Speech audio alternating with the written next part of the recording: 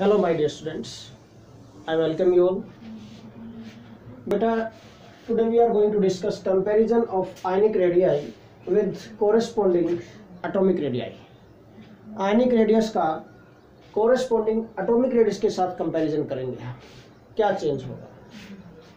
Before discussion this, I want to tell you what do you mean by ion और ions क्या होते हैं. What do you mean by ions? Ions क्या होते हैं बेटा? 9th क्लास में आप लोगों ने डिस्कस किया हुआ है बेटा. Any charged species is called ion. कोई भी चार्ज स्पीशीज होगा, the charge species are called ions. The charge species होंगे आर कॉल्ड आयंस. सिंपल सी बात है. कोई भी चार्ज स्पीशीज होगा जिस पर भी चार्ज होगा. चार्ज कितने टाइप के हो सकते हैं? 2 टाइप के, positive charge and negative charge. Mean positively charge ion जो होंगे उनको कैटायंस बोलेंगे हम, और नेगेटिव चार्ज आयन जो होंगे बेटा उनको एनायन बोल सकते हैं. ओके, तो ions are further divided in 2 types बेटा, cations and anions. Ions are further divided in 2 types, cations and anions. What do mean by cations and what do you mean by anions? क्या होते हैं cations? क्या होते हैं बेटा? The positively charged ions are called cations. Simple सा point है. Okay, the positively charged ions, the positively charged ions are called cations. इनको कैटायंस बोलेंगे.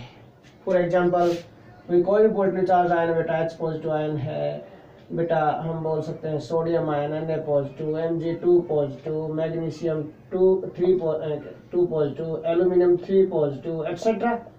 All these are positively charged ions. All these are cations. सभी cations के example है. Similarly anions क्या होंगे बेटा? एनायंस अगर कैटायंस पॉजिटिवली चार्ज हैं तो एनायंस क्या होंगे? सिंपल सा पॉइंट है, नेगेटिवली चार्ज्ड आयंस. तो क्या होगा? The negatively charged ions, the negatively charged ions are called anions. इनको अनायंस बोलते हैं बेटा. जो नेगेटिवली चार्ज्ड आयंस होंगे दीज आर कॉल्ड अनायंस. इनको अनायंस बोलेंगे हम. ओके, अब क्या एग्जांपल हो सकते हैं?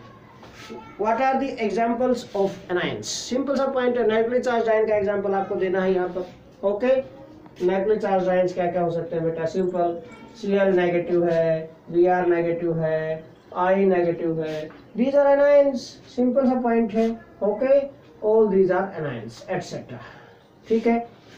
so the positively charged ions are called cations and negatively charged ions are called anions. और भी बहुत सारे anions है. मैं यहाँ पर सिर्फ मेटल और नॉन मेटल के एग्जांपल दे रहा हूँ कैटायन एनायन में. ओके, क्योंकि हमें इन्हीं से रिलेटेड कुछ डिस्कस करना है यहाँ पर बेटा. नाउ तो हमारा फर्स्ट पॉइंट है जो कैटायन होंगे, क्योंकि आयनिक रेडियस है. आयन कौन सा? पहले कैटायन लेते हैं बेटा. जो रेडियस ऑफ कैटायन है is always smaller than that of its parent atom. Why? Mean cation की रेडियस होती है, the radius of cation is always smaller than that of its parent atom. parent atom से mean parent atom का मतलब जिस atom से ये ion बना है उस एटम के कंपैरिजन में, उस एटम की जो एटॉमिक रेडियस होगी उसके कंपैरिजन में जो आयनिक रेडियस होगी कैटायन की वो स्मॉलर होगी हमेशा. Why it is so? क्या रीजन इसके पीछे हमें ये डिस्कस करना है बेटा. What is the reason behind it? Okay, तो सिंपल क्या क्वेश्चन बनेगा कि the radius of cation is always smaller than that of its parent atom. Why? तो फर्स्ट पॉइंट बन रहा है यहाँ पर, क्वेश्चन फॉर्म में ले लेते हैं. The radius of cation is always smaller than that of its parent atom. Then that of its parent atom beta. Parent atom. Then that of its parent atom. Why? क्या reason है इसके पीछे हमें ये डिस्कस करना है. What is the reason behind it? तो क्या रीजन हो सकता है यहाँ पर हमें ये डिस्कस करना है यहाँ पर बेटा. ओके, देखिए ध्यान से समझो इसको. सिंपल बिल्कुल इजी वे से हम डिस्कस करेंगे यहाँ पर कि why the radius of cation is always smaller than that of its parent atom. क्या रीजन है? पेरेंट एटम का मतलब जिस एटम से ये आयन बना है, ये कटायन बना है। एग्जांपल लेते हैं बेटा हम, फॉर एग्जांपल इसके आंसर के लिए हम एग्जांपल लेते हैं बेटा sodium. What is atomic number of sodium? 11। This atomic number of sodium is 11.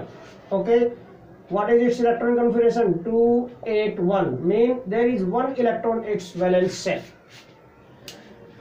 ये क्वेश्चन बार बार माइंड में घूमता रहता है बच्चों के कि why do atoms combine, atoms क्यों कंबाइन करते हैं, क्या जरूरत पड़ गई इनको कंबाइन करने की? भाई atoms combine to complete their octets और डुप्लेट्स, स्टेबिलिटी के लिए। सिंपल सा पॉइंट है, अगर एटम्स के ऑक्टेट्स या डुप्लेट्स कंप्लीट हो जाते हैं, ऑक्टेट का meaning 8 electrons in the valence shell, duplet mean 2 electrons in the valence shell. Okay भाई, हाइड्रोजन है, हीलियम है, लिथियम है, ओके, इनके डुप्लेट कंप्लीट होते हैं बेटा, ठीक है। तो 2 electron in the valence shell या फिर 8 electron in the valence shell. 2 है वैलेंस शेल में हो जाए तो डुप्लेट कंप्लीट हो जाएगा, 8 इलेक्ट्रॉन अगर वैलेंस शेल में आ जाए तो ऑक्टेट कंप्लीट हो जाएगा। तो इस ऐसा क्यों? क्योंकि ऑक्टेट और डुप्लेट होने से इलेक्ट्रॉनिक कॉन्फ़िगरेशन इनकी स्टेबल हो जाती है and these become more stable. Mean all this is happening only and only for stability, है ना। हम भी डेली लाइफ में बेटा कोई भी काम करते हैं, we are doing all these works only and only for बेटा स्टेबिलिटी, सो दैट हमें स्टेबिलिटी मिल जाए, है ना। हम टीच करते हैं किसके लिए? स्टेबिलिटी के लिए। आप पढ़ते हो किसके लिए? आप अपनी लाइफ को स्टेबल बनाने के लिए। सिंपल सा पॉइंट है।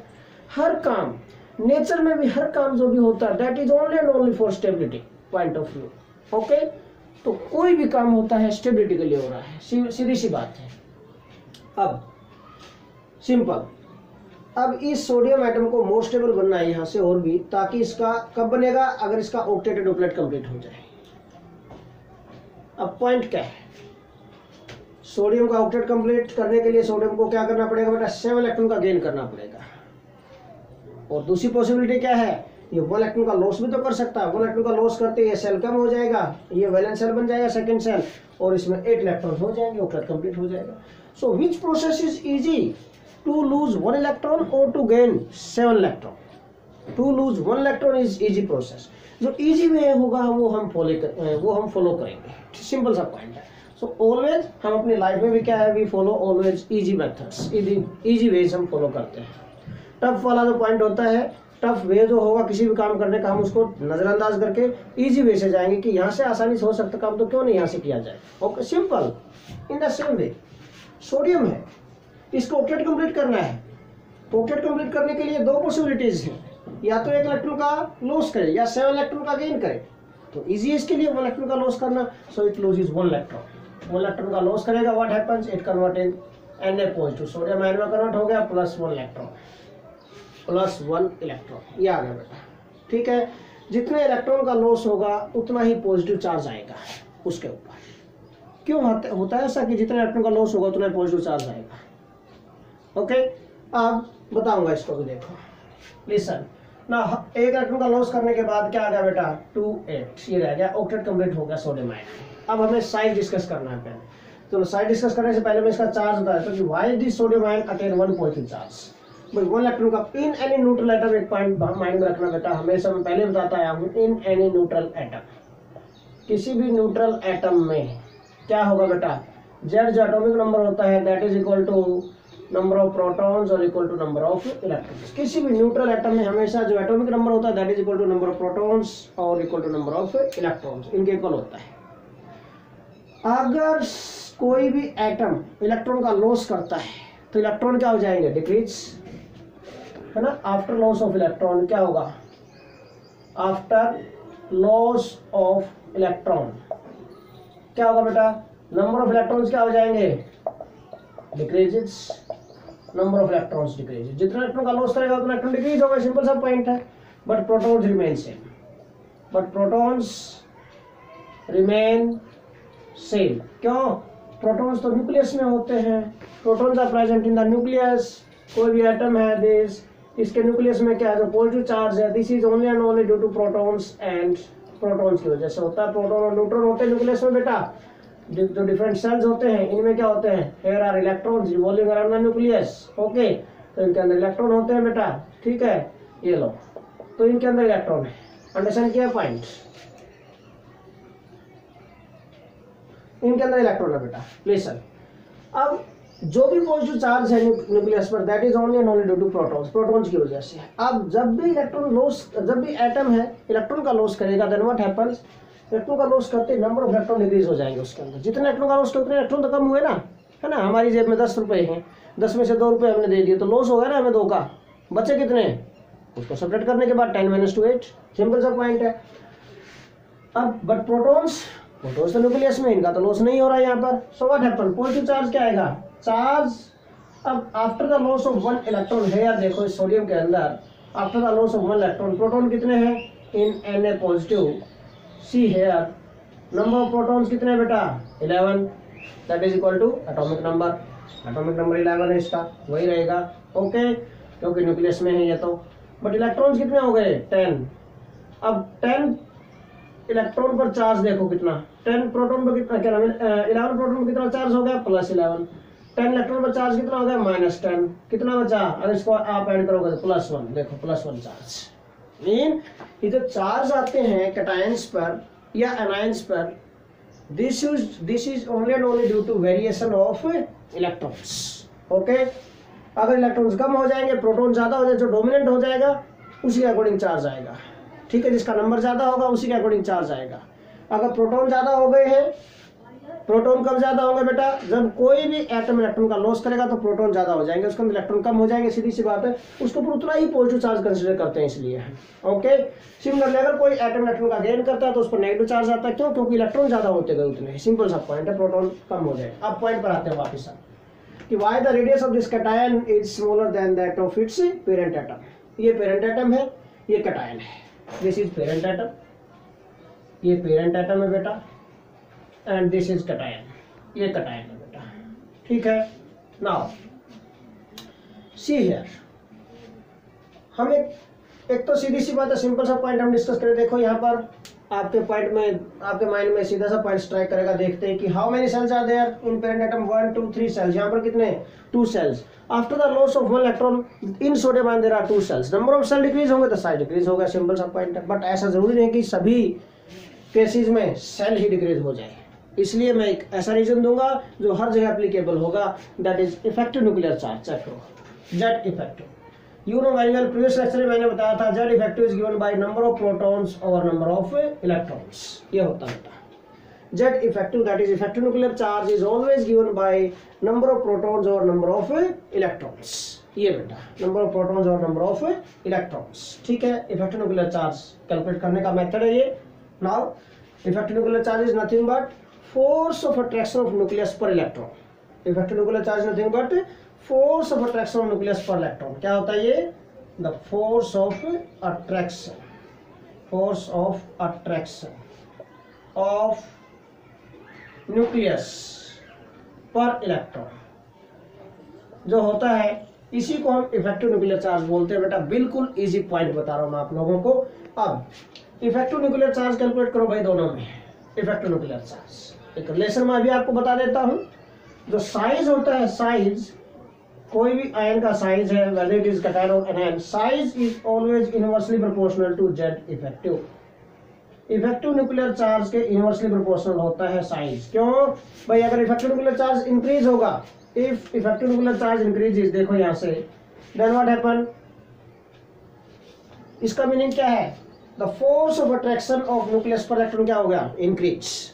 अगर ये न्यूक्लियस है, these are the electrons in different shells, अगर फोर्स ऑफ अट्रैक्शन इंक्रीज होगा न्यूक्लियस का ओवर दीज इलेक्ट्रॉन्स, तो क्या करेगा ये न्यूक्लियस, इन इलेक्ट्रॉन्स को स्लाइटली अपनी तरफ अट्रैक्ट करेगा। अगर अब ये हाथों की तरफ देखो, मेरे हाथों की तरफ, ये न्यूक्लियस, ये इलेक्ट्रॉन्स है, अगर force of attraction of nucleus over this electron बढ़ जाएगा बेटा, इंक्रीज हो जाएगा, तो ये न्यूक्लियस अट्रैक्ट करेगा, तो ये इलेक्ट्रॉन्स देखो नजदीक आ रहे हैं न्यूक्लियस की तरफ। अगर नजदीक आएंगे तो साइज क्या होता है, डिक्रीज, सिंपल सी बात है। ओके, सो अगर इफेक्टिव न्यूक्लियर चार्ज इंक्रीज होगा तो साइज क्या हो जाएगा, डिक्रीज। तो कैसा रिलेशन बना, इनवर्सली प्रोपोर्शनल बन रहा है कि इफेक्टिव न्यूक्लियर चार्ज बढ़ा तो स्ट्रॉन्गली अटैक किया, साइज डिक्रीज होता है, इनवर्सली प्रोपोर्शनल, इसलिए मैंने इनवर्सली प्रोपोर्शनल का साइन लगा दिया यहाँ पर। ओके, अब देखो इफेक्टिव न्यूक्लियर चार्ज दोनों में कैलकुलेट करो। कैलकुलेट करने का फॉर्मूला मैंने आपको बता दिया, that is protons over electrons। In this sodium neutral atom है, न्यूट्रल एटम में जितना एटॉमिक नंबर होगा वही उतना ही प्रोटॉन होंगे, उतना ही इलेक्ट्रॉन होंगे। So here in case of this sodium atom number of protons 11 है, नंबर ऑफ इलेक्ट्रॉन्स कितने हैं 11 है।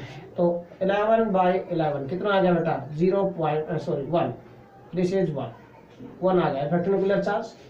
Now see here in case of cation protons कितने हैं बेटा यहाँ पर, दैट इज कैटायन है। प्रोटॉन मैंने बताया था, प्रोटॉन तो न्यूक्लियस में होते हैं वो उतने ही रहेंगे, प्रोटॉन पर कोई इफेक्ट नहीं पड़ेगा after the loss of electrons also. Okay 11 electrons, कितने इलेक्ट्रॉन का लॉस किया 1 इलेक्ट्रॉन का, तो 1 इलेक्ट्रॉन कम हो गया, पहले कितने थे 11, एक का लॉस हो गया, कितने रह गए 10 इलेक्ट्रॉन्स रह गए। अंडरस्टैंड किया पॉइंट। तो ये पॉइंट्स आपके माइंड में होने चाहिए बिल्कुल, कैसे हमने कैलकुलेट किया ये आपको अच्छी तरह पता होना चाहिए। ओके फॉर दीज वैल्यूज क्या आएगा बेटा, प्रोटॉन्स कितने हैं 11, इलेक्ट्रॉन्स कितने हैं 10, क्या आ गया 1.1। Now tell me which effective nuclear charge is more, which is more, ये 1 है ये 1.1 है, mean Z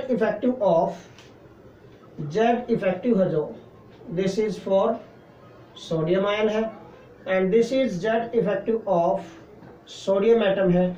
which is more बेटा, Z effective of sodium ion is more than that of Z effective of this sodium parent atom.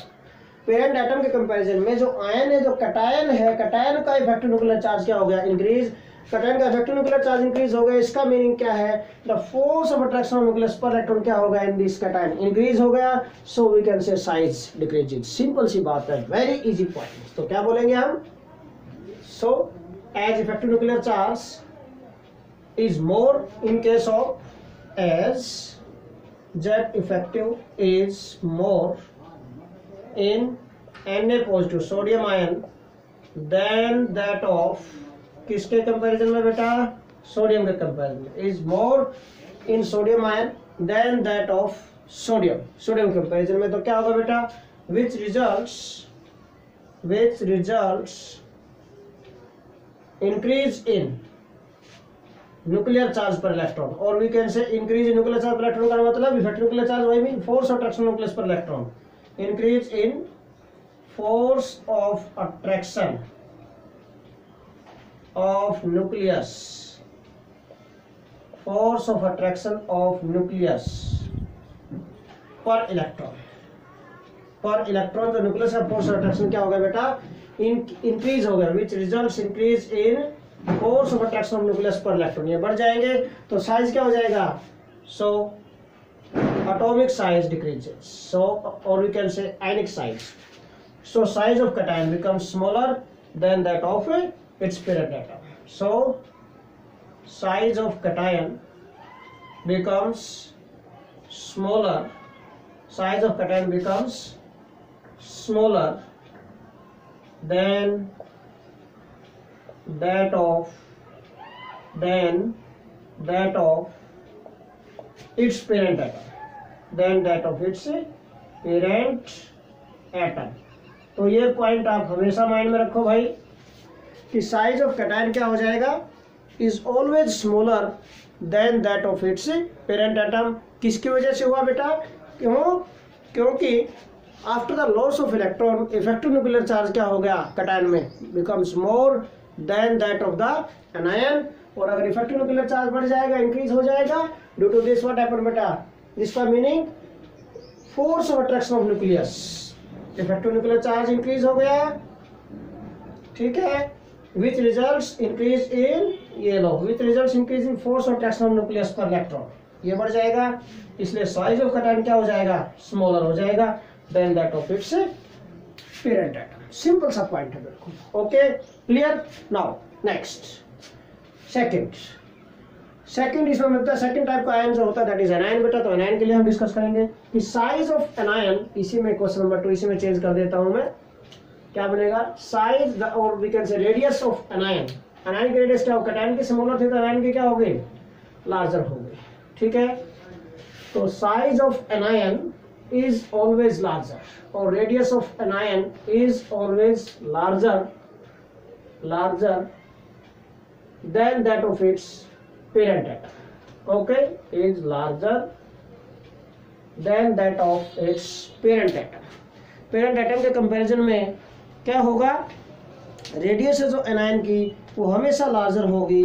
What is the reason behind it, क्या reason होगा। अब simple example में हम क्या लेंगे अब की बार बेटा, सपोज हम कोई ऐसा एटम ले लेते हैं जो इलेक्ट्रॉन का गेन करे, ठीक है, गेन करेगा तो एनायन में कन्वर्ट हो जाएगा, सिंपल सा पॉइंट है, गेन करेगा तो एनायन में कन्वर्ट होगा, ओके। और उसके लिए फिर हम जेड इफेक्टिव कैलकुलेट कर देंगे बेटा। देखो अब यहाँ पर suppose I am going to take chlorine, chlorine ले लेता हूँ। Atomic number of chlorine is 17। How many electrons are there in the valence shell this time, 7, 2, 8, 7 electron configuration होगी बेटा इसकी, ओके। नाउ सी हियर बेटा, अगर ये क्लोरीन है, ऑक्टेट कंप्लीट करना चाहता है तो अगेन 2 पॉसिबिलिटीज, या तो 7 इलेक्ट्रॉन का लॉस करे या 1 इलेक्ट्रॉन का गेन करे। कौन सा है जी, गेन ऑफ 1 इलेक्ट्रॉन। तो ये क्या करेगा, इट गेन 1 इलेक्ट्रॉन, 1 इलेक्ट्रॉन का गेन करेगा एंड कन्वर्ट इन बेटा Cl negative ion, Cl negative ion में कन्वर्ट हो गया। Cl नेगेटिव में तो कितने इलेक्ट्रॉन हो गए यहाँ पर, 1 इलेक्ट्रॉन का गेन करते ही वही जो जिस इलेक्ट्रॉन का गेन किया हमेशा आउटर मोस्ट सेल में जाता है इलेक्ट्रॉन। इलेक्ट्रॉन हमेशा लॉस भी आउटर मोस्ट सेल से होता है, इलेक्ट्रॉन का लॉस, और गेन जो होता है वो भी हमेशा आउटर मोस्ट सेल में जाता है, ध्यान रखना हमेशा, ओके। हाँ जी, तो क्या बनेगा 2, 8, 8 ये हो गया, दिस 1 इलेक्ट्रॉन का गेन हो गया इसमें। अब बेटा फिर से नंबर ऑफ प्रोटॉन्स और नंबर ऑफ इलेक्ट्रॉन्स बता दोगे क्या आप मुझे इसमें। क्लोरीन एटॉमिक नंबर कितना है 17, तो in and neutral atom number of जो जेड होता है atomic number is equal to number of protons और equal to number of electrons. Chlorine के केस में क्या है, नंबर ऑफ प्रोटॉन्स कितने होंगे is equal to atomic number क्या है 17, तो 17, नंबर ऑफ इलेक्ट्रॉन भी कितने हैं 17, तो बेटा जेड इफेक्टिव कितना आ गया 11/11, नंबर ऑफ प्रोटॉन्स 17/17, फिर कितना आ गया 1 आ गया भाई, ठीक है। अब यहाँ पर आ जाओ, इनके सब Cl नेगेटिव आयन बेटा, Cl नेगेटिव आयन में क्या हुआ, प्रोटॉन, अगेन प्रोटॉन्स कोई भी आयन है, सपोज ये Cl नेगेटिव आयन है, दिस टाइम प्रोटॉन्स कितने होंगे equal to its atomic number, proton. अब क्लोरीन का एटॉमिक नंबर कितना है 17, तो प्रोटॉन तो न्यूक्लियस में होते हैं 17 रहेंगे, ओके। अब इलेक्ट्रॉन कितने हो जाएंगे, गेन कर लेगा इलेक्ट्रॉन का, तो इलेक्ट्रॉन कितने हो गए, इलेक्ट्रॉन बढ़ गया 18 हो गया, है ना। अब यहाँ पर चार्ज भी बता देता हूँ, देखो साथ के साथ, इस पे +17 चार्ज हो गया, इन पर -18 चार्ज हो गया, क्या आ गया नेगेटिव हो गया ना, देखो -1, इसलिए -1 आया Cl पर, है ना। आपको कि गेन करते -1 क्यों आ गया, ये रीजन होता है, ओके। अब बेटा इसके अंदर देखो साइड बाय साइड ये कैलकुलेशन जो की मैंने चार्ज की, इसमें आपको ये भी पता चल गया कि इलेक्ट्रॉन प्रोटॉन कितने हैं इसके अंदर, है ना। प्रोटॉन कितने हैं 17, that is equal to atomic number, electron gain करने के बाद 17 थे पहले, गेन करने के बाद 18 हो गए, यहाँ से भी काउंट कर लो आप, 2, 8, 7, 17 इलेक्ट्रॉन है, 2, 8, 8 ये 18 इलेक्ट्रॉन बन रहे हैं। इलेक्ट्रॉनिक कॉन्फ़िगरेशन में इलेक्ट्रॉन से ही तो हम काम करते हैं बेटा, इलेक्ट्रॉन से तो फिल किए जाते हैं in different orbitals while writing electronic configuration, okay. Now see here बेटा, प्रोटॉन्स 17, इलेक्ट्रॉन्स 18, प्रोटॉन्स 17, इलेक्ट्रॉन्स 18, क्या आएगा 0.9 समथिंग, ठीक है 0.9 समथिंग आएगा भाई, तो 0.9 समथिंग आएगा ये, this comes out to be 0.9 something, this comes out to be 0.9 something आएगा बेटा, 0.94 समथिंग आ जाएगा, ये इस टाइप से जाएगा, ओके। नाउ अब बेटा see here, this is 0.94, this is 1, which is smaller, Z effective value less किस में है, एनायन में, ये एनायन बन गया, after the gain of 1 electron it becomes anion बेटा। सो इन anion effective nuclear charge is less than that of its parent atom. This time parent atom का effective nuclear charge more है than that of this anion, ठीक है। anion के case में यहाँ पर मैं लिख देता हूँ, अब Cl आ गया यहाँ पर क्लोरीन, और यहाँ पर क्या आ गया बेटा Cl negative, this is Cl negative now. अब सी हियर बेटा, effective nuclear charge of parent atom is more than that of this anion, or we can say effective nuclear charge of anion becomes smaller, lesser than that of its parent atom। parent atom के comparison में anion का effective nuclear charge decrease हो गया। effective nuclear charge decrease होने का meaning, फिर से वही effective nuclear charge का मीनिंग क्या होता है, फोर्स और अट्रैक्शन ऑफ न्यूक्लियस पर electron. effective nuclear charge Cl negative ion में क्या है, effective nuclear charge in Cl negative ion is क्या हो जाएगा लेस, ठीक है ना, is less in Cl negative ion then that of chlorine atom, then that of Cl। Cl के कंपैरिजन में Cl नेगेटिव में इफेक्टिव न्यूक्लियर चार्ज क्या हो गया, लेस हो गया। लेस होने से क्या होगा, विच रिजल्ट्स डिक्रीज इन, भाई इफेक्टिव न्यूक्लियर चार्ज अगर डिक्रीज हुआ है तो इसका मतलब electrons go away from the nucleus, ठीक है। Mean force of attraction of nucleus पर इलेक्ट्रॉन क्या हो गया, डिक्रीज हो गया, तो which results decrease in force of attraction of nucleus पर इलेक्ट्रॉन। सो साइज ऑफ, अगर डिक्रीज हो गया तो फिर क्या होगा, electrons go away from the nucleus, so we can say size of anion, anion का साइज ज्यादा हो गया, बढ़ गया, तो size of anion becomes larger, larger हो जाएगा, जो क्वेश्चन था हमारा वो प्रूव हो जाएगा, becomes larger than that of its parent atom. Okay, तो बिल्कुल इजी पॉइंट है, इसमें कोई घबराने की जरूरत नहीं है, इजी वे से आप लर्न करेंगे, इजी वे से आप अंडरस्टैंड करेंगे, then there will be no problem for you. Okay बेटा, अब इस लेक्चर को ध्यान से पढ़ना, ध्यान से करना, दिस इज योर ड्यूटी, ठीक है। अब कई बार क्या होता है कि बच्चे को ये नहीं पता चलता कि कैटायन एनायन में कितने इलेक्ट्रॉन्स आ गए। एक और पॉइंट बता देता हूँ मैं साथ के साथ आप लोगों को यहाँ पर, कि कोई भी कैटायन या एनायन है उसमें नंबर ऑफ इलेक्ट्रॉन्स आप कैसे कैलकुलेट करें। इन case of calculation of number of electrons, calculation of, यहाँ पर मैं करके दिखा देता हूँ आप लोगों को, है ना, किसी को क्या पता अभी तक भी ऐसा बच्चा हो कोई। Calculation of total number of electrons, total number of electrons in cation and anion, दोनों के केस में। ओके, कैटायन कैसे बनता है, by the loss of electron. तो कैटायन के अंदर क्या होगा, कैटायन के अंदर जो टोटल नंबर ऑफ इलेक्ट्रॉन्स होंगे कैटायन में, total number of electrons in mono atomic, ये कैटायन और एनायन कैसे हैं, मोनो एटॉमिक है भाई, ध्यान रखना, mono atomic, not multi atomic. ये मोनो एटॉमिक कैटायन और मोनो एटॉमिक एनायन के केस में बता रहा हूं मैं, not in other. Okay, mono atomic cation, ये देखो मोनो एटॉमिक एनायन है, और इससे पहले सोडियम का एग्जांपल लिया था तो उसमें मोनो एटॉमिक कैटायन बना था, ठीक है, ध्यान रखना। तो मोनो एटॉमिक कैटायन या मोनो एटॉमिक एनायन के अंदर टोटल नंबर ऑफ इलेक्ट्रॉन्स कैसे कैलकुलेट करें, कैटायन कैसे बनता है, by the loss of electrons. Okay, Z क्या होता है, एटॉमिक नंबर, जितना लॉस किया उतना ही पॉजिटिव चार्ज आएगा, मतलब जितना पॉजिटिव चार्ज उतना सब्ट्रैक्ट कर दो, तो Z minus charge on cation. Okay, Z क्या होता है, एटॉमिक नंबर, जितना एटॉमिक नंबर है उसमें से चार्ज ऑन कैटायन जितना भी वो सब्ट्रैक्ट कर दो आप, उतने ही इलेक्ट्रॉन आ जाएंगे, total number of electron. Similarly बेटा in case of mono atomic anion के केस में क्या होगा, टोटल नंबर ऑफ इलेक्ट्रॉन्स क्या होंगे, इक्वल टू जेड। एनायन कैसे बनता है, by the gain of electron, तो क्या कर दो, Z plus charge on mono atomic anion. Okay, तो इस वे से आप कैलकुलेट कर सकते हैं बेटा total number of electrons in case of mono atomic cation and mono atomic anion. ध्यान रखना इसको। ओके, सो इसको अच्छी तरह करना। This is all about today's lecture. Thanks a lot.